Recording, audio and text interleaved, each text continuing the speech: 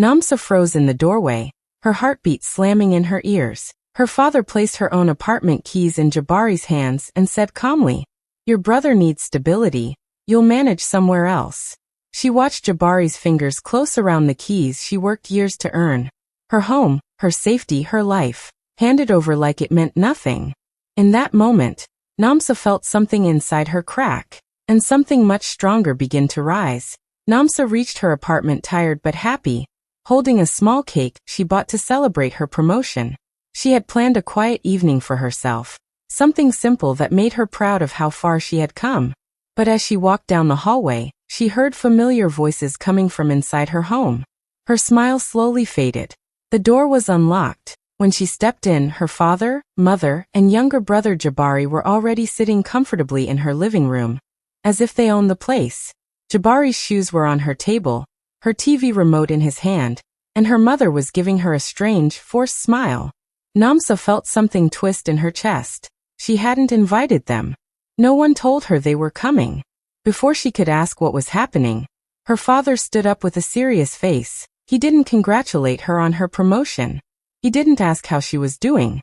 Instead, he cleared his throat and said he had made a decision for the family. His tone sounded final, like he wasn't expecting her opinion at all. Jabari leaned back, looking completely relaxed, as if he already knew what was coming. Namsa felt a sudden heaviness in her body, like her feet were glued to the floor. Then her father said the words that made her heart drop. Jabari would be moving into her apartment permanently. Not for a night, not for a week, permanently. Namsa blinked, thinking maybe she misheard. This was her home. She paid the rent. She bought the furniture. She worked late nights and early mornings to keep this place running. But her father spoke like she didn't matter, like her effort was nothing. Her mother quickly added that Jabari needed the space more than she did, and that it was for the good of the family. Jabari didn't even look guilty. He just smirked, tapping his foot on her table. The small cake in Namsa's hand felt heavier. The celebration she had planned disappeared from her mind. Instead, all she could think about was how easily they were taking everything she built, everything she earned. They didn't even ask her. They simply decided. In that moment, Namsa felt her happiness slip away, replaced by a cold pain she couldn't explain. Her family wasn't here to celebrate her promotion. They were here to take her home. Namsa stood there, trying to understand why this was happening, when her mother suddenly spoke in a soft, shaky voice. She said Jabari was struggling, that life had been too hard for him, and he needed a stable environment to get back on track. Her father nodded slowly, pretending this was a painful decision they had to make. They acted as if they were protecting Jabari from the world, as if he was helpless and broken. But Namsa knew the truth better than anyone. Jabari wasn't struggling. He partied every night, slept all day, and refused to keep any job for more than a week. When things went wrong, he blamed everyone but himself, and her parents always rushed to defend him. They cleaned up his messes, paid his debts, and told the world he was just going through a phase. Now they wanted her apartment to be part of that same pattern. Namsa tried to speak calmly. She explained that Jabari didn't need a stable environment. He needed responsibility. He needed consequences. He needed to grow up. But the moment she said this, everything turned against her. Her father's eyes narrowed and he accused her of being heartless. Her mother gasped like Namsa had just insulted them. Jabari folded his arms and leaned back with a satisfied look, watching the drama play out in his favor. Namsa said she worked hard for this place, that she earned it. But her father quickly twisted her words, saying she only cared about a piece of property, and not her own family. Her mother wiped imaginary tears and said Namsa had changed, that she was too proud now, that success had made her forget where she came from. Old stories came out, stories Namsa never expected to hear again. Times when she couldn't pay for school books. Times when her parents helped her. Times when she cried as a child. They brought all of it back just to make her feel guilty, just to make her feel like she owed them something forever. Namsa felt her heart tighten as three voices pushed her, blamed her, cornered her. Every attempt she made to explain herself was shut down immediately. They didn't want to hear her. They didn't want the truth. They only wanted her apartment, and they were willing to break her spirit to get it. Standing there, surrounded by people she loved, Namsa had never felt more alone. It was clear. This wasn't about Jabari's crisis. This was about control. And they had no intention of letting her stand in their way. Namsa was still trying to defend herself when her father suddenly stood up. His expression changed, hard, cold, final. Without warning, he walked straight to her handbag on the chair. Namsa's heart jumped. She stepped forward, but he was faster. He opened her purse and reached inside like he had every right to do it. Before she could even speak, he pulled out her apartment keys. Those keys she held tightly every day. Those keys she earned with long hours, double shifts, and skipped meals. He held them in his hand as if they didn't belong to her at all. Namsa froze. It felt like the air had been knocked out of her. Her father didn't look at her. He didn't ask permission. He simply walked toward Jabari, his favorite child, the one who never took anything seriously, and pressed the keys into his palm. He said, "This is for your good. Start fresh here." Jabari's face lit up with satisfaction. He didn't even pretend to look sad or guilty. He nodded proudly, already imagining the apartment as his new playground. And when his eyes met Namsa's, he smirked, a small smile that told her everything. He knew he had won. Namsa felt a deep shock spreading through her chest. She opened her mouth, but no words came out. Her home, her safe space, had just been handed away like a spare object. Her mother quickly stepped in, pretending to wipe tears. She said Namsa needed to be mature and think about her brother's future. She claimed this was temporary, that Namsa should understand family sacrifices. But her voice had no real sadness in it. Her tears looked practiced. Namsa felt a sting behind her eyes, but she refused to cry in front of them. She asked quietly, "Where am I supposed to go?" Her father didn't hesitate. He didn't even look guilty. He said Namsa could find somewhere small for now. He added that she had only 2 days to pack her things, 2 days to leave her own apartment, the place she had built, decorated, protected. Her mother nodded as if this was reasonable. Jabari jingled the keys in his hand, enjoying the sound, enjoying the moment. The betrayal settled deep in Namsa's heart. It felt cold, heavy, real. Her parents weren't choosing what was right. They were choosing convenience. Choosing their son. Choosing comfort over fairness. Namsa stood there silently, feeling her world tilt. The cake she bought, the celebration she planned, her joy. Everything disappeared. In its place came a quiet, painful understanding. They never valued her effort. They only valued what they could take from her. Namsa packed her things as quickly as she could, feeling numb. The apartment she had built with her own money, every corner decorated just the way she liked, was no longer hers. She found a tiny room in a small building just a few streets away. It was cramped, cold, and uncomfortable, but it was all she could manage on. Such short notice. She dropped her bags on the floor and sank onto the thin mattress, trying to hold back tears. Even as she settled in, a heavy guilt weighed on her chest. Something about how her parents had acted didn't sit right. Their decision had been sudden, too neat, too perfectly timed. It didn't feel like a family acting out of concern. Something felt wrong, but she couldn't put her finger on it yet. A few hours later, her phone rang. It was Jabari. He laughed as he spoke, bragging about how he had started renovating her apartment, making it more homey for him. He described small changes he claimed were for her, but his tone made it clear he was enjoying the control. Namsa felt a cold shiver run down her spine. Her mind raced. Had her parents really thought she would just leave, pack up, and accept it quietly? Why did they push so hard, so fast, without even asking? She remembered seeing neighbors glance at her apartment in the days before this disaster. Then she heard whispers from a few of them now. One mentioned that her father had been inside her apartment several times in the past weeks.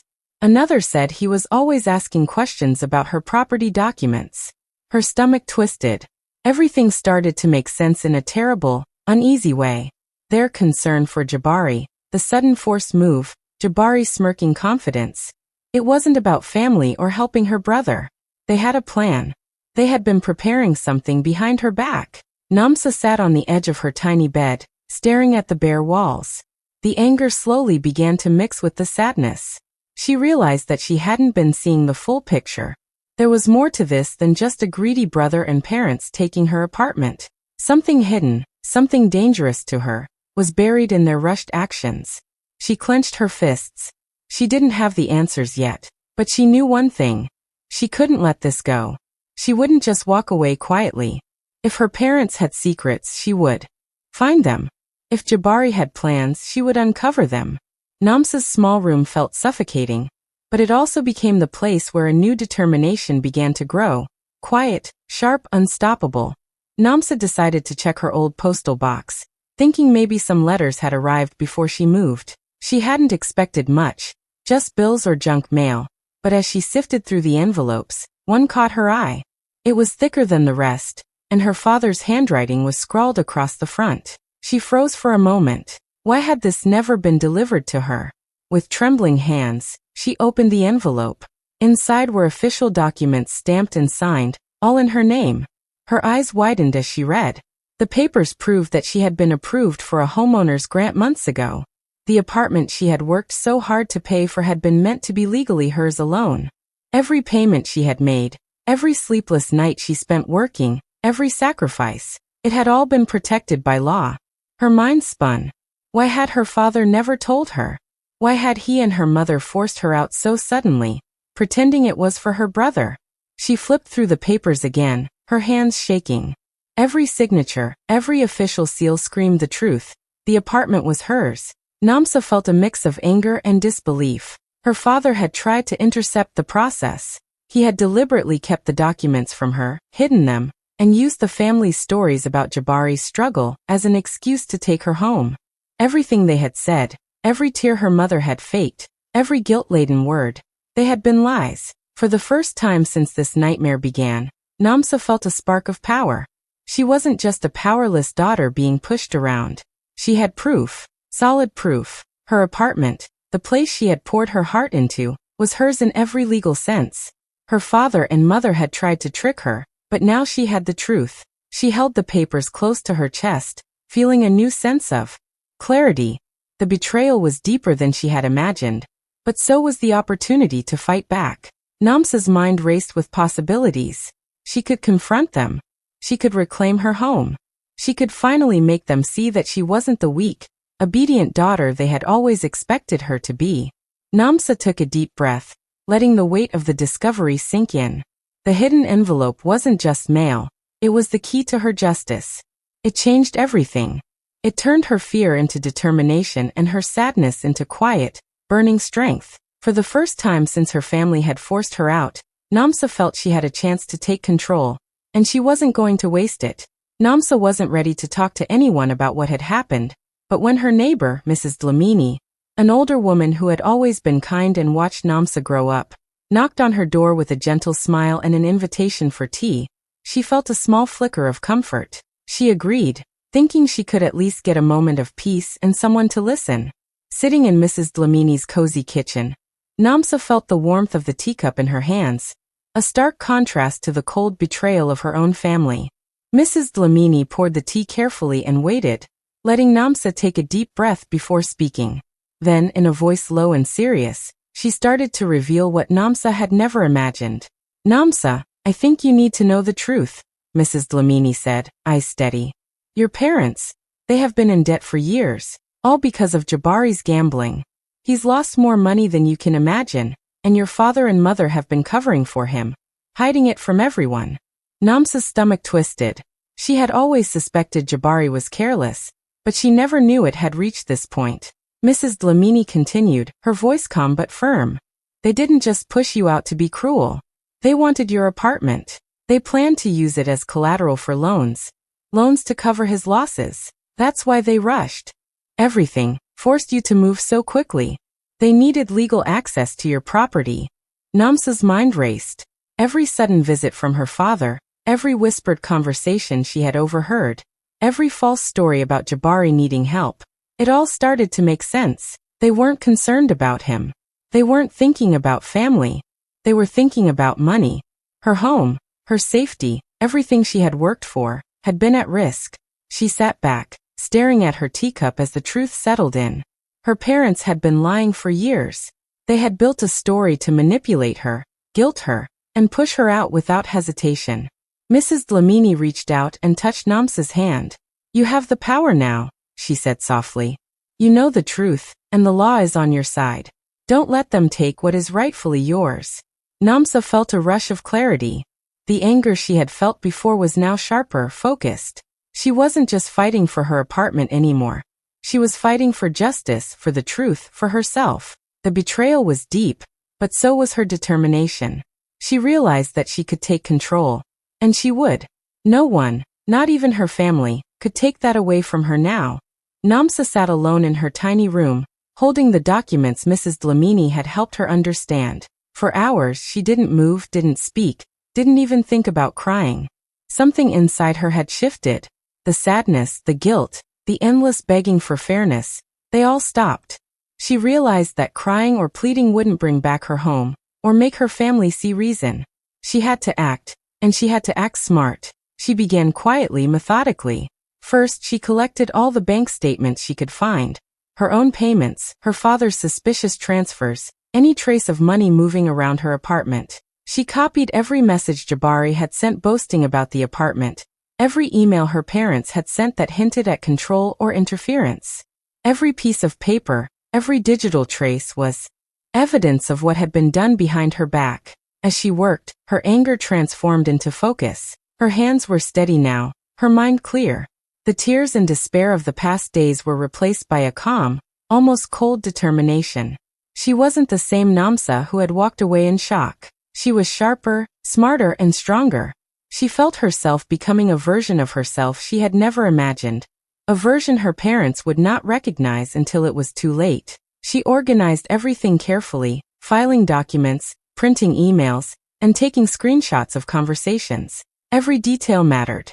Every proof she gathered was another brick in the wall she would build to protect herself. And with each piece she collected, the fear that had haunted her since her father handed Jabari her keys began to fade.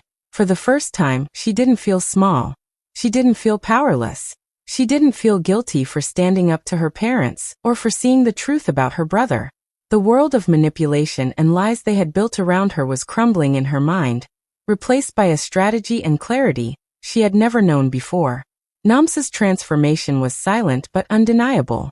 She didn't announce it, didn't show it on her face, didn't make promises to anyone. She simply changed inside. The quiet, focused, unshakable Namsa was emerging. The daughter who would no longer obey blindly, who would no longer be controlled, who would no longer accept betrayal. And in that stillness, in that quiet determination, Namsa realized that this was her breaking point, but also her turning point. The Namsa her family had tried to crush was gone. In her place stood someone they had never expected, someone calm, collected, and ready to reclaim everything that was rightfully hers. Namsa stood at the doorstep of her parents' house, her hands steady, her expression calm. She didn't feel the fear or hesitation she used to feel.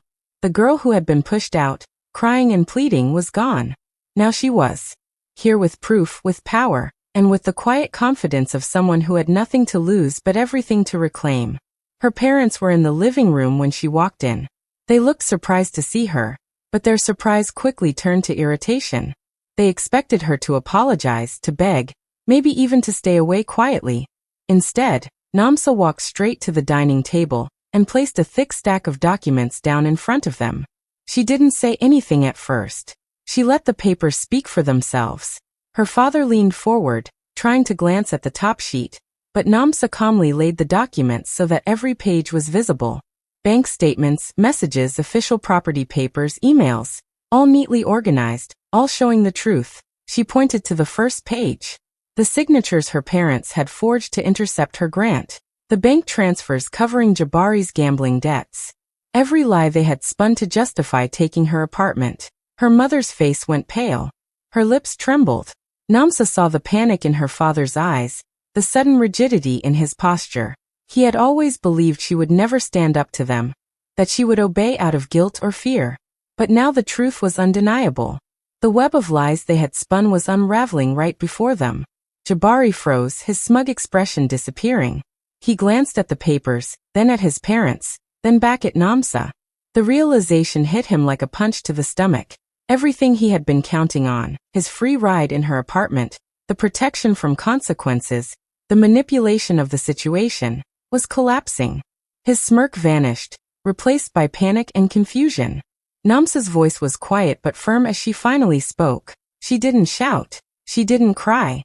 She simply stated the facts, letting each revelation sink in. This is the truth. The apartment is mine. The debts are yours. The lies end here. Her parents couldn't meet her eyes. Their carefully constructed authority and control had been stripped away in an instant. Jabari's panic grew with every word.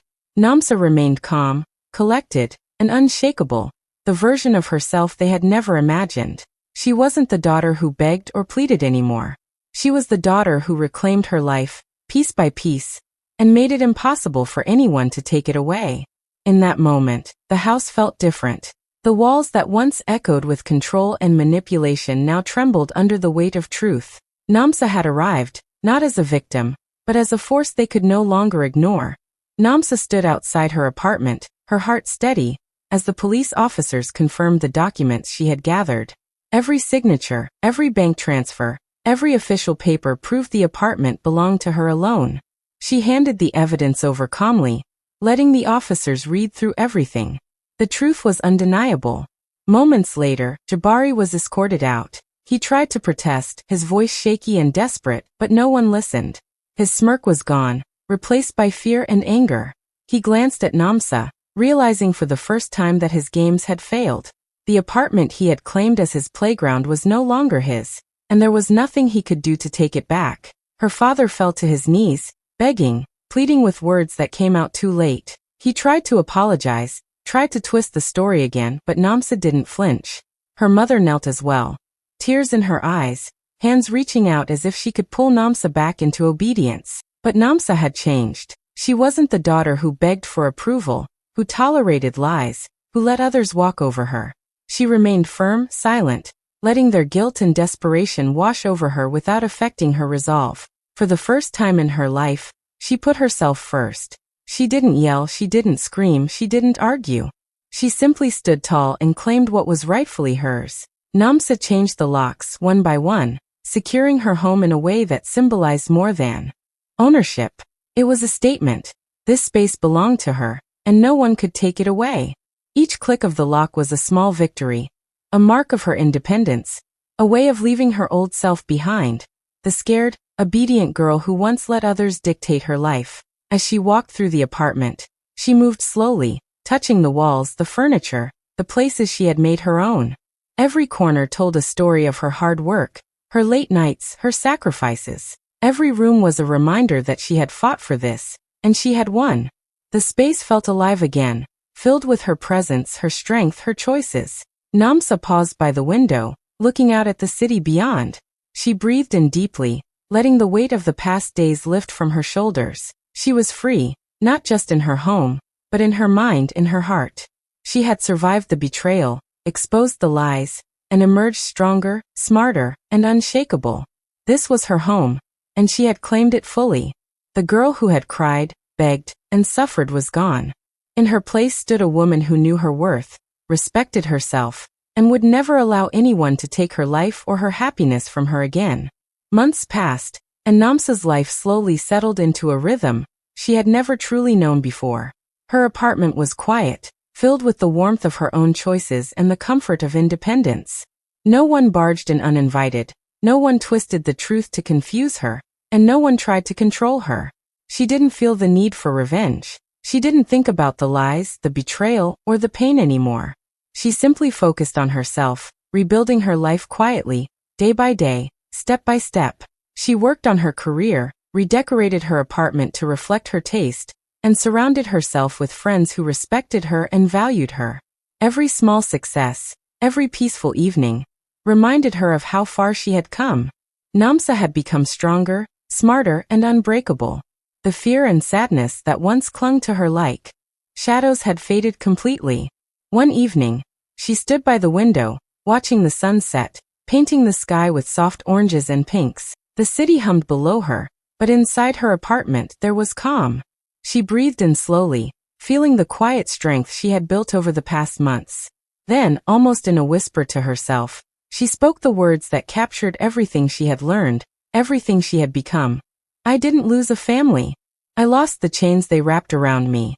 In that moment, Namsa understood the truth fully. The pain she had endured, the betrayal she had faced, it had freed her. in a way nothing else could. She had been carrying chains her family had placed on her heart, on her mind, on her life. And now she was finally free. She didn't need anyone's approval. She didn't need apologies. She didn't need validation from the people who had tried to control her.